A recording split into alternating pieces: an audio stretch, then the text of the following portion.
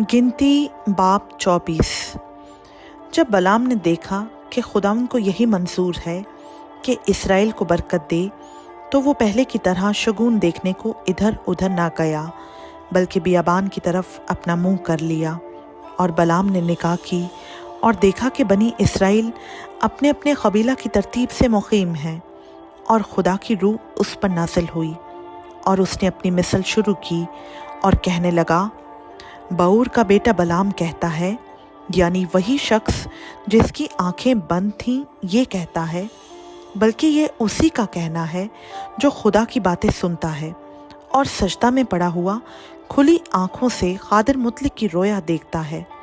ऐ याकूब तेरे डेरे, ऐ इसराइल तेरे खैमे कैसे खुशनुमा हैं। वो ऐसे फैले हुए हैं जैसे वादियाँ और दरिया के किनारे बाग, और खुदावंद के लगाए हुए ऊद के दरख्त और नदियों के किनारे देवदार के दरख्त। उसके चरसों से पानी बहेगा और सैराब खेतों में उसका बीज पड़ेगा। उसका बादशाह अजाज से बढ़कर होगा और उसकी सल्तनत को उरूज हासिल होगा। खुदा उसे मिस्र से निकाल कर लिए आ रहा है। उसमें जंगली सांड की सी ताकत है। वो उन कौमों को जो उसकी दुश्मन है चट कर जाएगा और उनकी हड्डियों को तोड़ डालेगा और उनको अपने तीरों से छेद छेद कर मारेगा। वो दबक कर बैठा है, वो शेर की तरह बल्कि शेरनी की मानंद लेट गया है। अब कौन उसे छेड़े? जो तुझे बरकत दे वो मुबारक, और जो तुझ पर लानत करे वो मलाउन हो। तब बलक को बलाम पर बड़ा तैश आया और वो अपने हाथ पीटने लगा। फिर उसने बलाम से कहा, मैंने तुझे बुलाया कि तू मेरे दुश्मनों पर लानत करे, लेकिन तूने 3 बार उनको बरकत ही बरकत दी। सो अब तू अपने मुल्क को भाग जा। मैंने तो सोचा था कि तुझे आला मुनसिब पर मुमताज़ करूं, पर खुदावंद ने तुझे ऐसे एजाज़ से महरूम रखा। बलाम ने बलक को जवाब दिया, क्या मैंने तेरे उन एलचियों से भी जिनको तूने मेरे पास भेजा था ये नहीं कह दिया था कि अगर बलक अपना घर चांदी और सोने से भरकर मुझे दे, तो भी मैं अपनी मर्जी से भला या बुरा करने की खातिर खुदावंद के हुक्म से तजावज़ नहीं कर सकता, बल्कि जो कुछ खुदावंद कहे मैं वही कहूँगा। और अब मैं अपनी कौम के पास लौट कर जाता हूँ, सो तू आ, मैं तुझे आगाह कर दूँ कि ये लोग तेरी कौम के साथ आखिरी दिनों में क्या क्या करेंगे।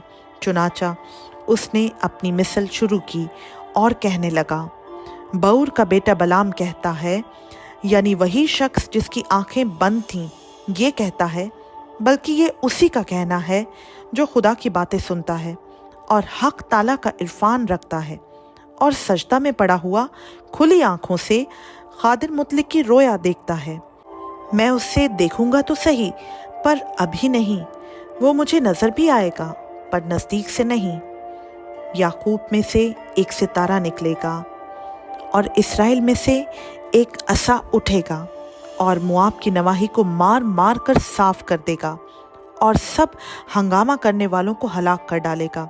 और उसके दुश्मन अदूम और शैर दोनों उसके कब्जा में होंगे, और इसराइल दिलावरी करेगा और याकूब ही की नस्ल से वो फरमान रवा उठेगा जो शहर के बाकी मांदा लोगों को नाबूद कर डालेगा। फिर उसने अमालीक पर नज़र करके अपनी ये मिसल शुरू की और कहने लगा, कौमों में पहली कौम अमालीक की थी, पर उसका अंजाम हलाकत है।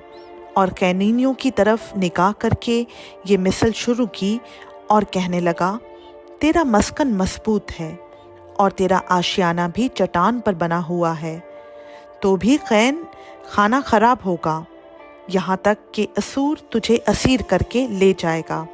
और उसने ये मिसल भी शुरू की और कहने लगा, हाय अफसोस, जब खुदा ये करेगा तो कौन जीता बचेगा। पर कतीम के साहिल से जहाज़ आएंगे और वो असूर और इबर दोनों को दुख देंगे, फिर वो भी हलाक हो जाएगा। इसके बाद बलाम उठकर रवाना हुआ और अपने मुल्क को लौटा, और बलक ने भी अपनी राह ली। खुदावंद का पाक कलाम का पढ़ा, सुना, समझा और कबूल किया जाना हम सबों के लिए बाइस से बरकत हो। आमीन।